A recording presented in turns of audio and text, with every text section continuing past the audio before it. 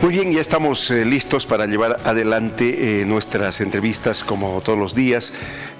Y hoy vamos a referirnos al ámbito jurídico y hemos invitado al doctor Franklin Gutiérrez, usted lo conoce, muy destacado constitucionalista, abogado de profesión, para poder hablar sobre diferentes temas jurídicos. Así es que le agradezco infinitamente la gentileza. Para mí es un placer estar en tu programa. A ver, comencemos. Le escuché en alguna entrevista, en algún medio de comunicación radial, hablar sobre las perspectivas. Los tiempos ya se hacen inviables para que este año se realicen las elecciones. Sin embargo, obviamente existe la perspectiva de que el próximo año se lleva. Una primera, ¿es posible pensar un escenario sin vocales del Tribunal Constitucional o de la justicia en general? No. Tiene que haber siempre. Claro, es como si pensáramos que el país va a funcionar en su sistema democrático sin diputados y senadores o sin ministros. Entonces, en el tema del órgano judicial no podemos pensar aquello. Lo que pasa es que la gente y los políticos en el legislativo no conocen los plazos constitucionales, que no es lo mismo que los plazos legales, no es lo mismo que los plazos comunes. Los plazos constitucionales son vinculantes y de aplicación obligatoria para todos. Cuando se incumplen los plazos constitucionales, el que esté incumpliendo incurre en delito. En este caso, se ha puesto en peligro al país de la siguiente manera. Primero, que el órgano legislativo ha sacado una convocatoria para preselección con requisitos anómalos. Ha habido una acción de amparo y el segundo culpable entra ahí, el Tribunal Constitucional actual. Se han cesado 4 meses y más para resolver un tema tan simple. Y nos saca una resolución donde nos dice lo mismo que dice la Constitución, nos repite lo mismo, es una sentencia vueltera, y luego le dice al vicepresidente, al señor Choquehuanca, le dice, vaya usted a concertar con las fuerzas en el legislativo, vaya a negociar y saque la ley para la preselección. Así de simple. O sea, nos mete en un problema bien serio y le dice, vaya a negociar con sus enemigos. Hasta el día de hoy no hay una solución. El Tribunal Constitucional se lava las manos luego de una retardación de justicia. Ya habían intereses. Ya había intereses. Sí. ¿No? Ya. Ahora el problema está en la Cámara de Diputados, porque el Senado hizo rápido todo. Sí. Y en toda la historia de Bolivia, la Cámara de Diputados siempre es conflictiva. La Cámara de Diputados es donde hay más enfrentamiento político y es donde no hay concertación. Ahí murieron los plazos constitucionales. El señor Hassen Teufel dice, no, yo ya no estoy con plazos. Es una posición personal, porque la que tenemos que conocer es una posición de sala plena, y técnica, y jurídica, y constitucional, que nos tiene que decir a través de una resolución, no, ya no puedo yo llevar adelante las elecciones. Es un problema. Pero en eso hay algo intermedio, miren ustedes. Si la Cámara de Diputados en estos días dice, ya, aquí está la ley, empiezan a trabajar la comisión, convocan a los preseleccionados. ¿Qué ciudadano abogado se va a presentar?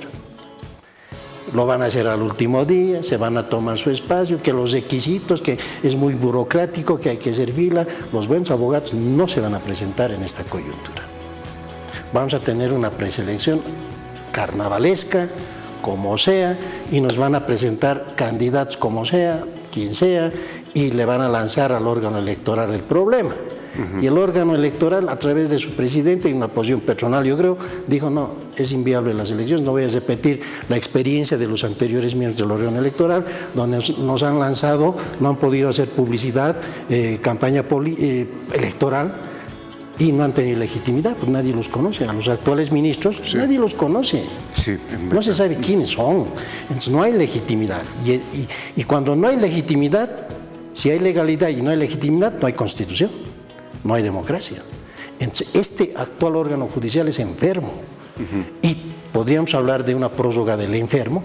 A ver, sobre la base de este escenario, entonces lo que queda, mi segunda pregunta, ¿se puede hablar, porque he escuchado algún comentario de algún constitucionalista también o abogado, en sentido de que no tendríamos que utilizar el término vacío de poder en el ámbito judicial?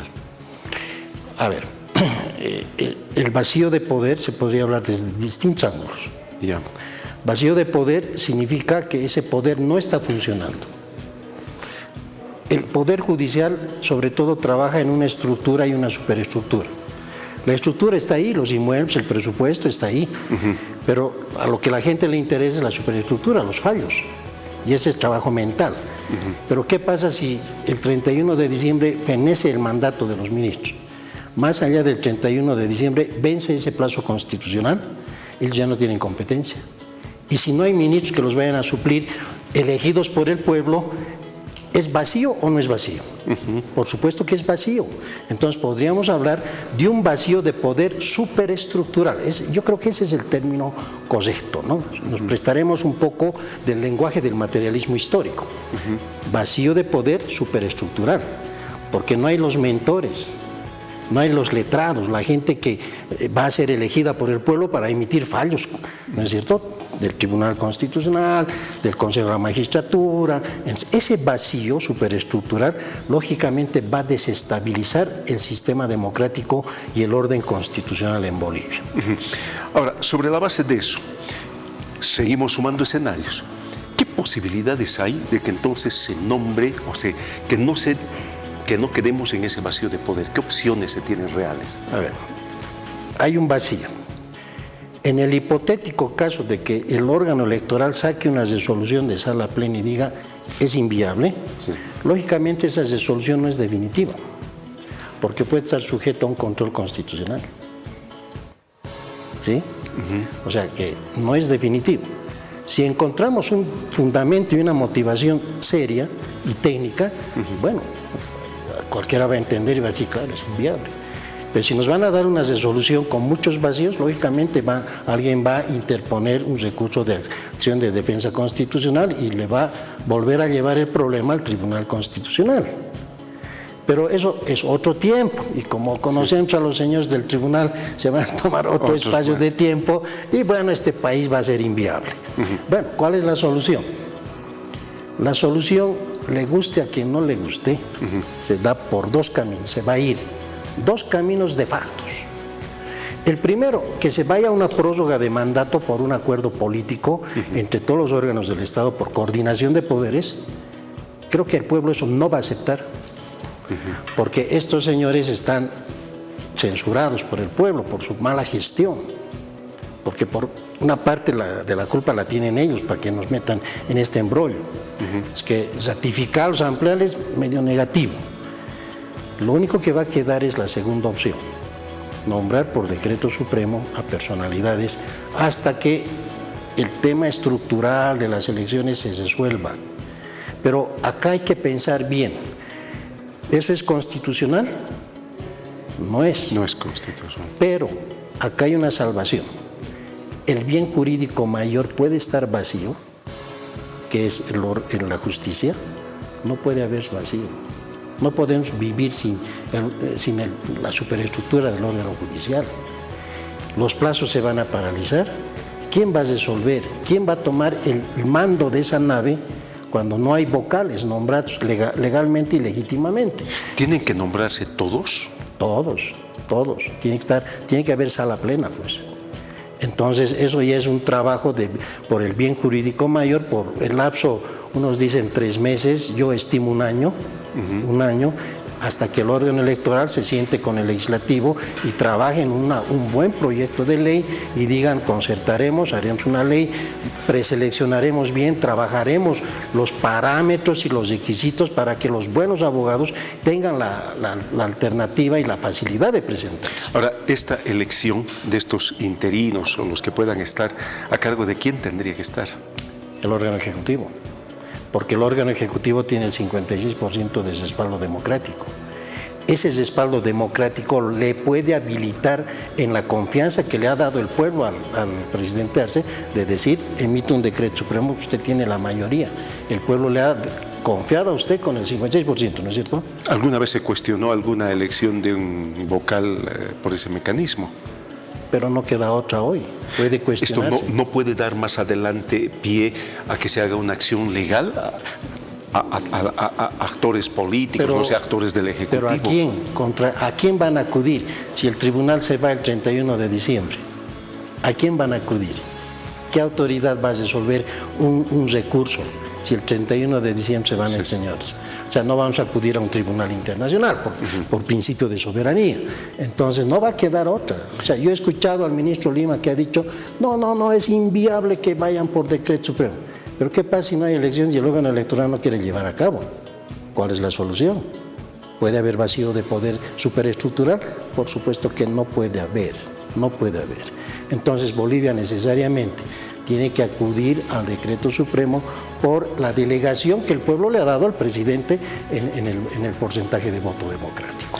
¿El legislativo no puede elegir interinamente? En un pacto podrían concertar, ¿no? El legislativo por un lado. Eso no está prohibido en la Constitución, no hay una prohibición, pero el artículo 14 de la Constitución es lo que la anterior Constitución del 67 lo decía más claro. Lo que no está prohibido está permitido, siempre y cuando no vaya a dañar la democracia. En este caso, si no queremos que exista vacío superestructural en el órgano judicial, no nos va a quedar otra que aceptar. A ver, tras esos elementos parece el camino claro. Entonces, yo quiero cambiar de tema. ¿Cómo podemos entender esto que ha dicho un vocal del Tribunal Constitucional a propósito? Resulta ser que lo que determina el Tribunal Constitucional es irrevisable, entre comillas. Eso lo han dicho, ¿no? Ha tenido un fallo sobre el tema del derecho humano, la reelección como derecho humano. Pero horas atrás ha dicho, no, si nos presentan algo relacionado a este tema, tenemos un antecedente que es la decisión de la CIG. ¿Cómo podemos interpretar esto? Bien, en este momento hay un choque entre la opinión consultiva de la Corte de Derechos Humanos y la sentencia 84 que va a la reelección. Ambas tienen sus teorías. Y para hablar de teorías tendríamos que hablar de Luch, Grosch, tendríamos que hablar de varios teóricos alemanes que dicen lo siguiente. A ver, ¿por qué es un derecho humano la reelección? Porque dice la civilización en su origen ha escogido al más fuerte y al más anciano para dirigir al grupo y para evitar choques con otros grupos. Y concertaban de anciano con anciano, el sabio con otro sabio. Y si el grupo quería por necesidad humana, los elegía como jefe. ¿Por qué? Porque se buscaba la sobrevivencia.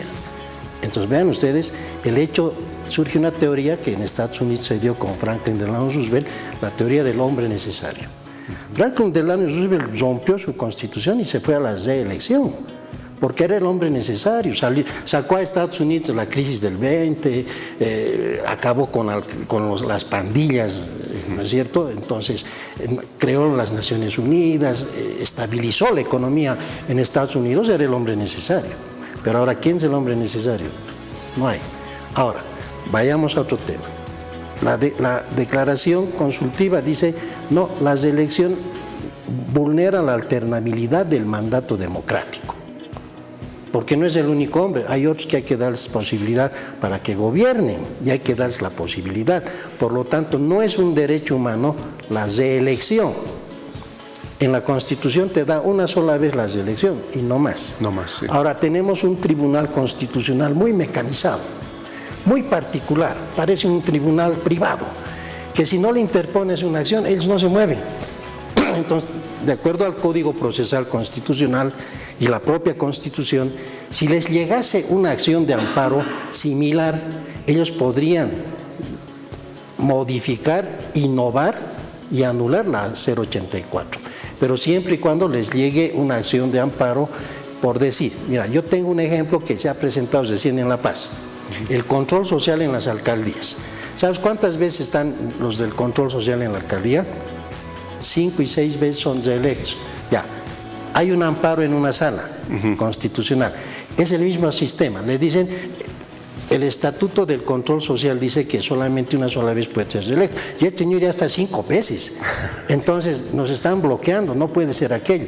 Han interpuesto una acción de amparo. Ahí está. Ese mecanismo de una FEJUVE y de la alcaldía y el control social podría ser el antecedente para que vaya a anular la sentencia 084.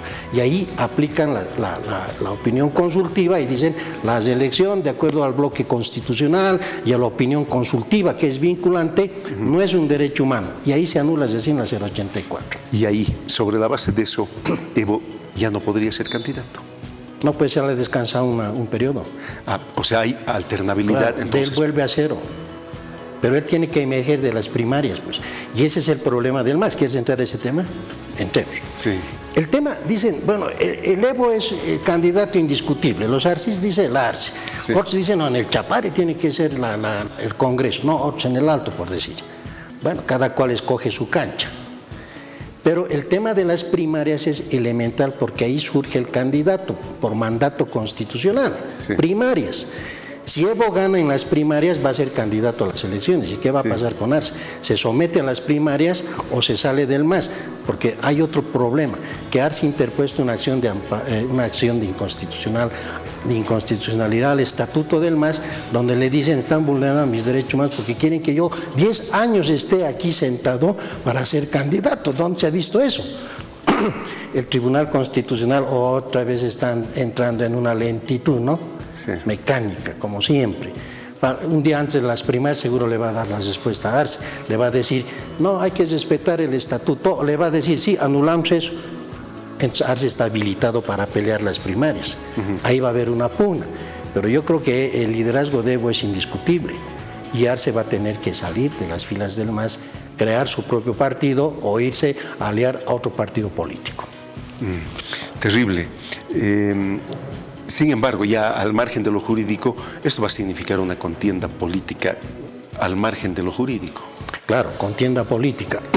Resulta que el Tribunal Constitucional en este momento tiene la decisión del futuro de Arce y de Evo Morales. Pero voy a parafrasear a alguien con quien hablé, jurista también, me dijo, pero el Poder Judicial, su cabeza del Poder Judicial es el Ministerio de Justicia.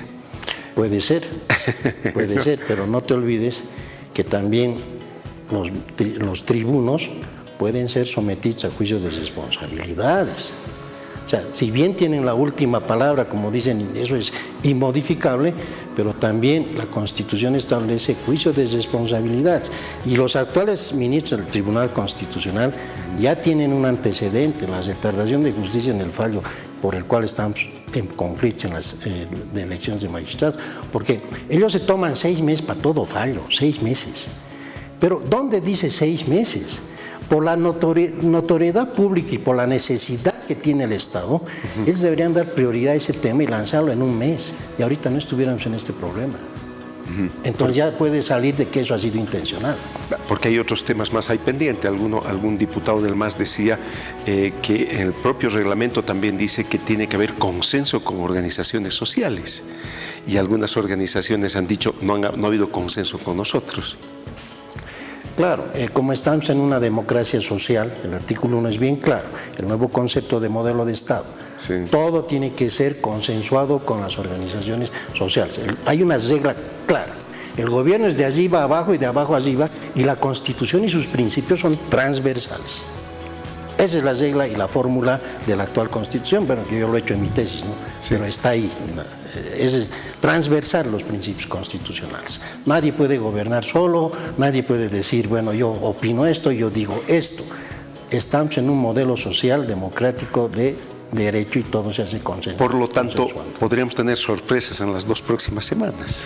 Podemos tener sorpresas. Para el Congreso del MAS. Yo quiero terminar con algo. Han planteado, en el marco de la guerra política de los 2 sectores, modificar la ley 906. A ver, jurídicamente es posible. Es posible y hay que modificarlo. Yo soy asesor de ADETCOCA, conozco perfectamente esa ley, ¿no? Esa ley hay que corregirla y hay que decirles a los cocaleros, ¿para qué tanta organización? Pues organización por aquí, organización por allá, y ahí chocan, ¿no? Sí. El tema de la coca, con la 906, hay que volverlo un tema de producción de coca, pero para industrializar la coca, como mate de coca. Sí.